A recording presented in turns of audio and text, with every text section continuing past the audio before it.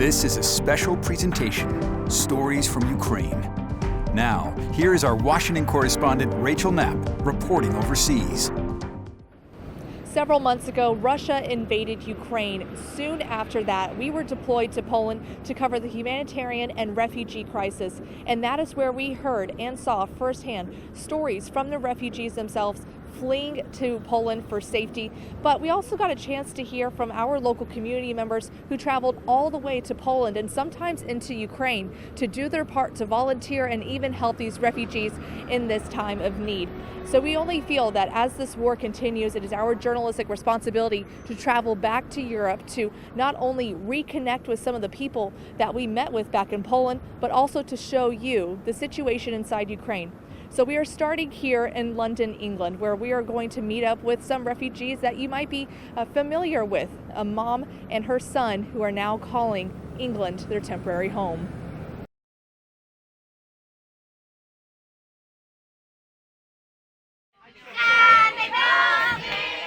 In the English coastal town of Hastings, a small group of Ukrainian refugees sing and give birthday wishes to another Ukrainian refugee. That's Natalia, and you might recognize her.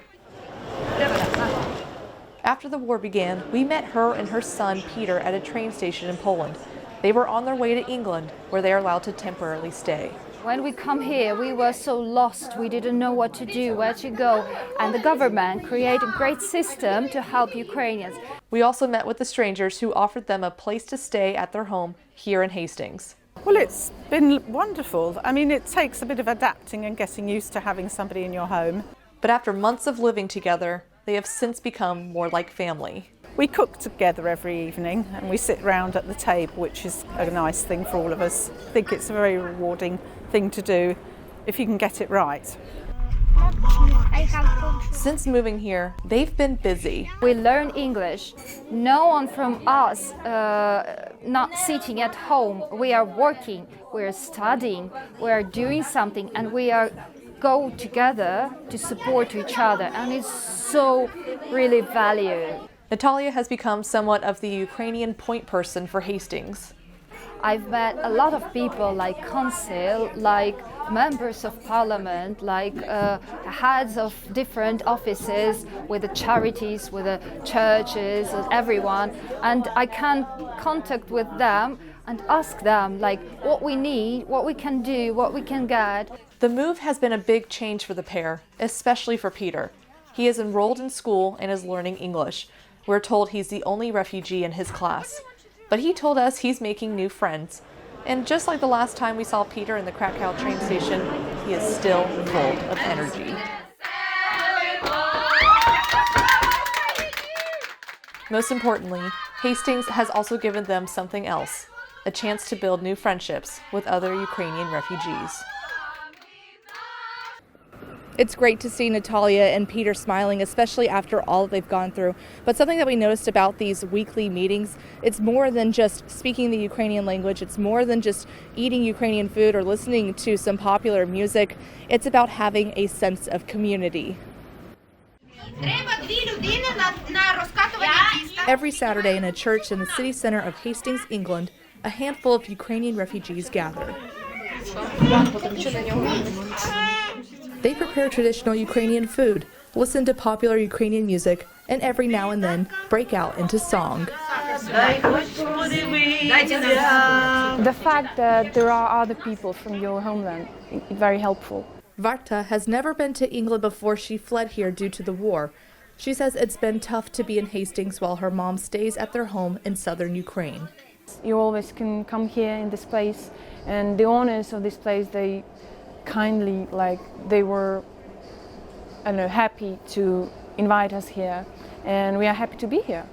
And it's really important to speak your native language, your mother language. So I think the language is the main reason why I go here every week. Just to have some normalcy, correct? Yes. For them, these weekly gatherings have become a place where they can lean on each other, celebrating the good news of Ukraine's advances or supporting each other during this war. I lost my home, but I've got a family, much more than I could even imagine. these gatherings have given them a sense of shared community, something valuable in a foreign land. It seems like we are stuck because we have families there, and also we have the opportunity to build new life here. And you can't do it because you always look back, you can't go further if you're looking back all the time. So it's this feeling. I have never thought about this because I have never been a refugee. And now I understand all of these people from Afghanistan, Iraq, Iran, everywhere.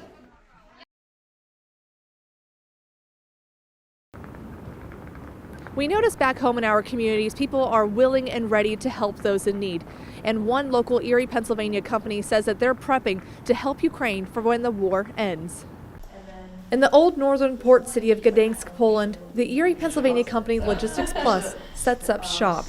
And while they're still putting in the final touches for their brand new office, they are already hard at work. The whole scope of logistics, mostly focusing on the project transportation and industrial projects. Logistics Plus just opened a new office location here for one main purpose. We expect to be a big part of the rebuilding in Ukraine at the end of the war.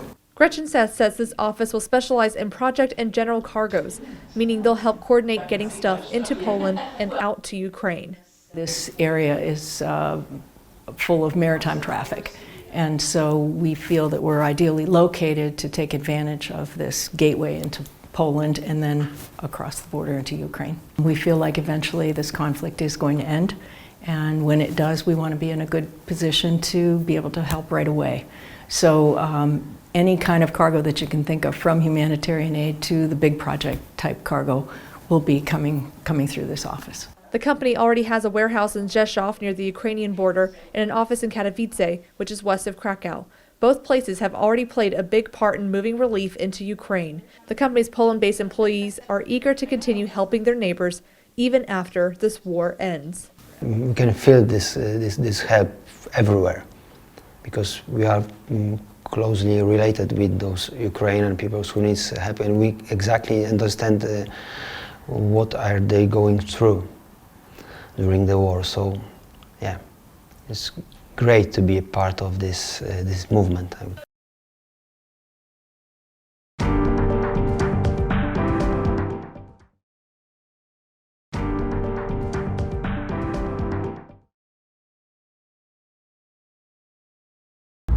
It's a cold and rainy day en route to the Ukraine border crossing in Medyka, Poland. And when we got there, we were surprised about what we saw, or rather, what we didn't see. Last time we were here at this border crossing, it looked completely different. All the way on both sides down this aisle right here, just full of tents with people volunteering. When we visited this border in March, Ukrainian refugees continuously crossed into Poland. They were greeted by a variety of volunteers and organizations, helping them travel into town, get free meals, and more. But now, it feels empty. Just one day ago, Russia launched a series of missiles across Ukraine. And tensions were raised even further after NATO says a Ukraine air defense missile most likely caused an explosion in a Polish village about 2.5 hours away from here. They were safe. They were in Ukraine at the moment when the missile strike happened. This family, who lives in the middle of Ukraine, says they were in a safe place when the strike happened. And while this family left Ukraine for Germany, some Ukrainians are headed back into the country. I'm living really close to the border, and that's why I'm less stressed, but I understand that people who live maybe far from the border, they are more stressed. And they have a message for us. I'm really happy that you don't have a war and that you don't that you do not experience that. I'm really happy for you that you're safe, and I wish you this.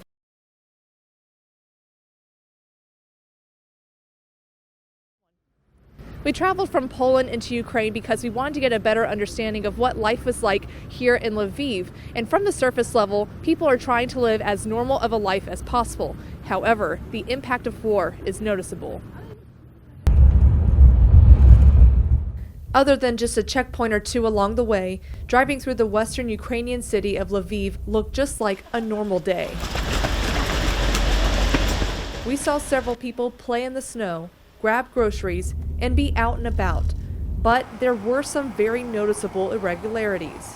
I used to think that nothing can stop me from working because I'm working online actually these days, and now we're having these problems with the electricity. This English teacher says after the Russian missile strike from 2 days ago, electricity has been unreliable.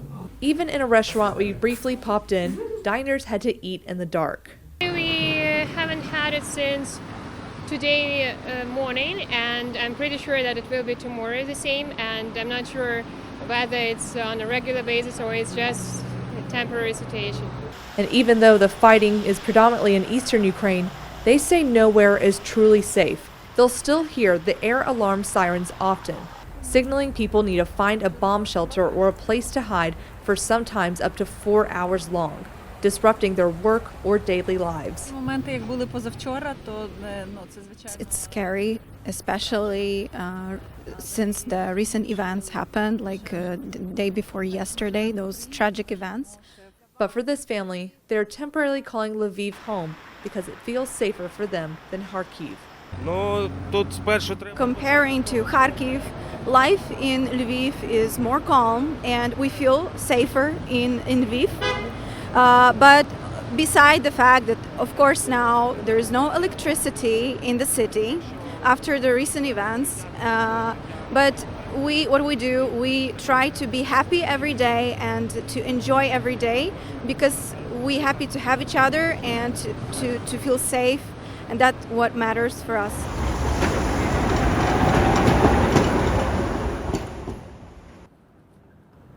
Now, in Ukraine, primarily all of the fighting is happening on the eastern portion of the country. But on the western portion of the country, the main threat comes from the sky. We're talking about rockets, missiles, drones. And we caught up with one man who witnessed several of these missiles himself, and he also happens to be former military as well.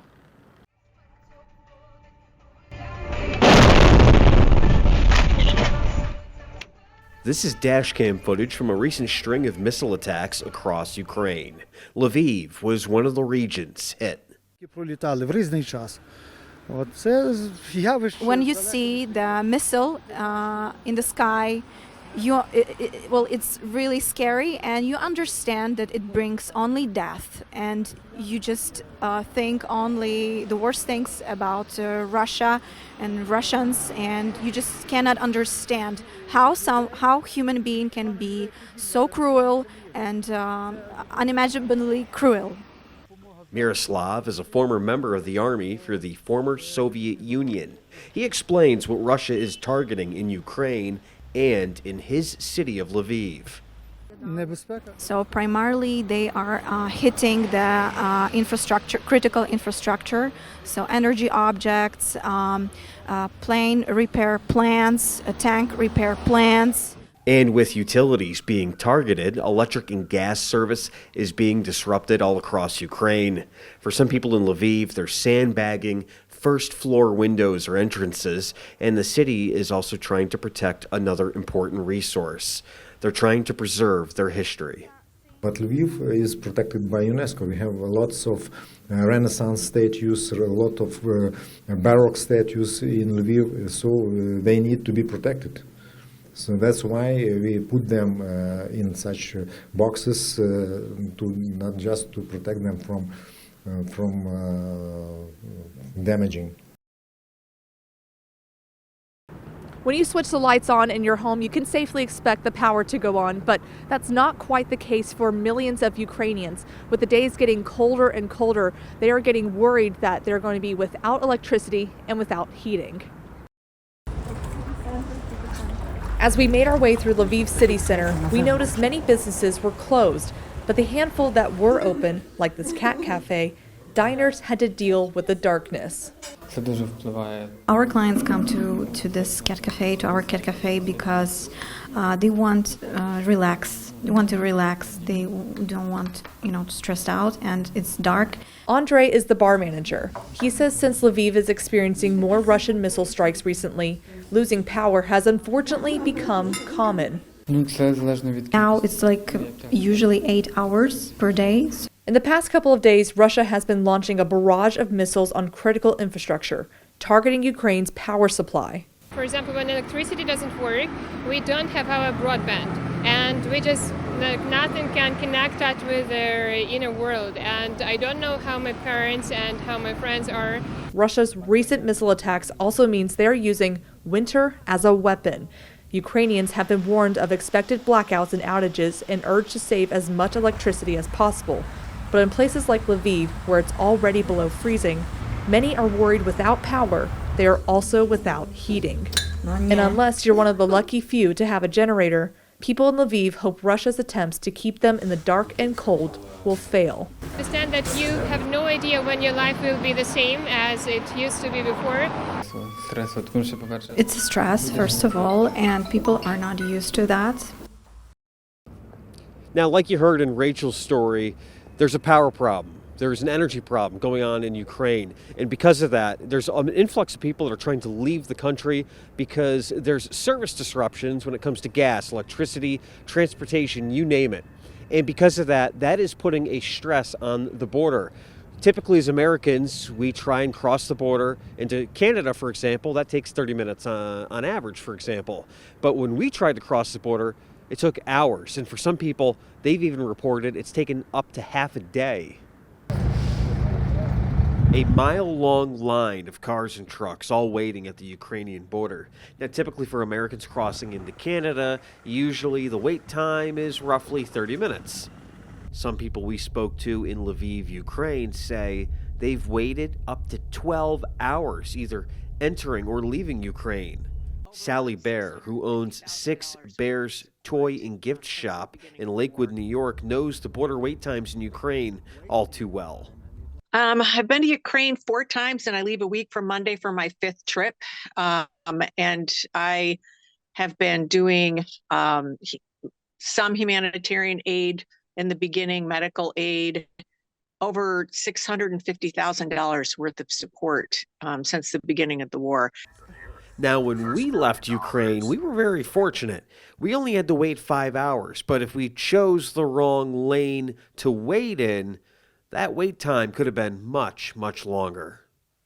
So you guys arrived there in an incredibly awkward moment in the war. That missile going into Poland really set everybody on edge in Europe, across the world. So that created a huge problem.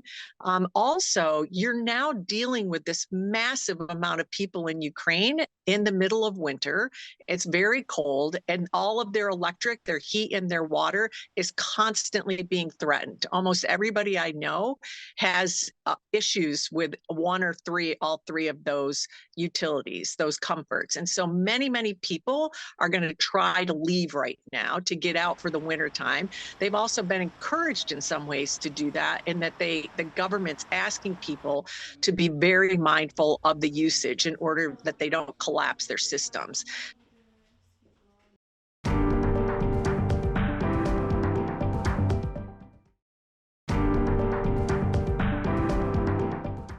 Since the outbreak of war in Ukraine, many organizations and people, they have shown just an outpouring of support and help for the people of Ukraine. But there's certain people, certain individuals who've taken it upon themselves, and they have dedicated their lives and a lot of money and their time to bring help to the people that actually need it on the front lines. Food, medical supplies, diapers, and wheelchairs.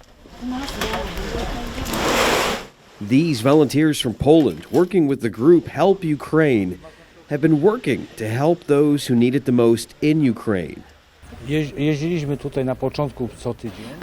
the beginning of the full-scale war, we were coming to Ukraine every week. But since it's winter and it's really difficult also to get more supply, right now we are coming every 3 weeks.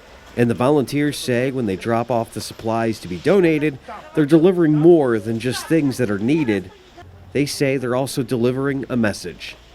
For us, it's very important because our countries are like brother and sister.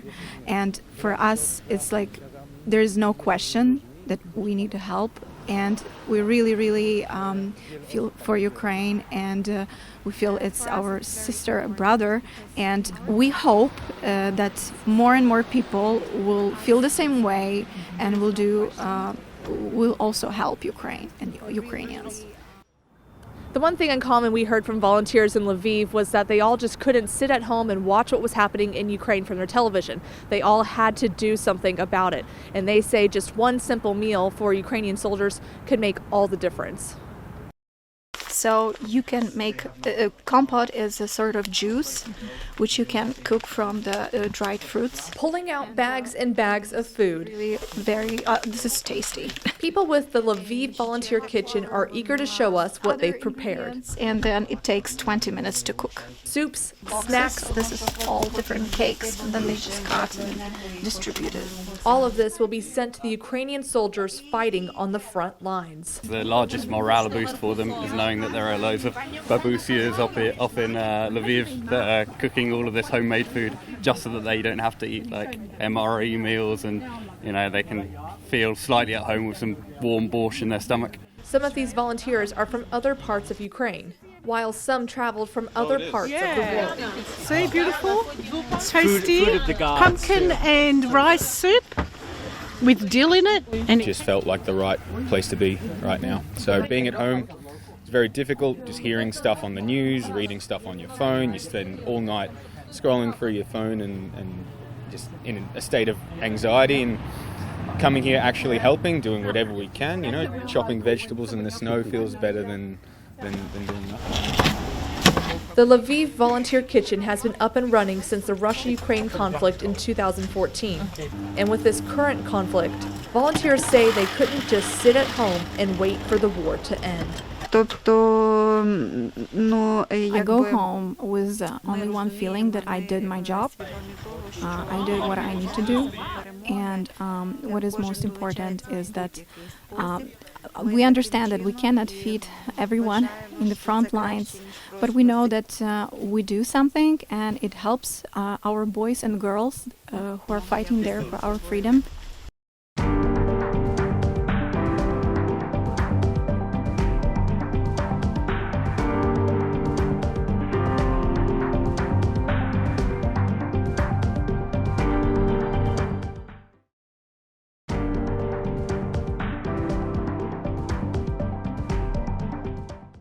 In our local communities, there are many Ukrainians living there, and they wanted us to share a message from them with the people in Ukraine, and their reaction is moving. Messages from the United States to Ukraine. Pray continuously for Ukraine's victory. These Erie, Pennsylvania area people who attend the Grace Slavic Pentecostal Church wanted to share a message with their fellow Ukrainians, and for the most part, they share how they look after each other in the States. We, as a church that is here, help our people who come from Ukraine. But most of all, they share their deep support for their fellow Ukrainians. We from Ukraine stand together with you. We believe in victory together with Ukrainians. May God bless Ukraine. We shared these video messages with people in Ukraine, and to them, the gesture was touching. We thank you very much for your support and help. This is very important for us at this difficult time. Your thoughts and prayers support us greatly, and we believe in our victory. While others have a message they want to send back to the U.S. Please support Ukraine, because it's really difficult in those tough military, those war times for us, and your support is crucial. Our series, Stories from Ukraine, has come to an end. That's right, and we shared some of the dangers of war out there, people fleeing for the border, missile strikes, the lack of electricity, you name it. Yeah, but with all of that going on, we also saw a huge wave of humanitarian relief and people really volunteering and stepping up to the plate. Reporting from Europe, I'm Rachel Knapp. And I'm Nick Quatrini. Thanks for watching Stories from Ukraine.